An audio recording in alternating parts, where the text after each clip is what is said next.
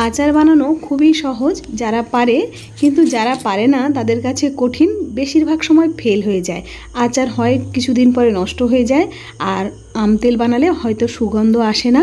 আসুন দেখে নেওয়া যাক এই আম তেলটা বানালে অনেক দিন পর্যন্ত থাকবে এবং সুন্দর একটা গন্ধ আসবে। কিভাবে বানানো হয়, এটা 3 থেকে 4 ঘন্টা লবণ হলুদ দিয়ে লঙ্কার গুঁড়ো দিয়ে আমটা কেটে আমি রেখেছিলাম রোদ্দুরে। তারপরে সর্ষের তেলটা বেশি পরিমাণে দিয়ে কালো জিরে কাঁচা লঙ্কা দিয়ে আর এভাবে কিছুক্ষণ নাড়ার পরে আমটা দিয়ে দিতে হবে। আমটাও মানে এভাবে নাড়তে নাড়তে সিদ্ধ হয়ে গেলে তারপরে এর মধ্যে মশলাটা, ভাজা মশলাটা অর্ধেক দিয়ে দেব, দিয়ে ভিনিগার দিয়ে দেবো। অবশ্যই কিন্তু ভিনিগারটা দেবেন, তাহলে অনেক দিন পর্যন্ত থাকবে।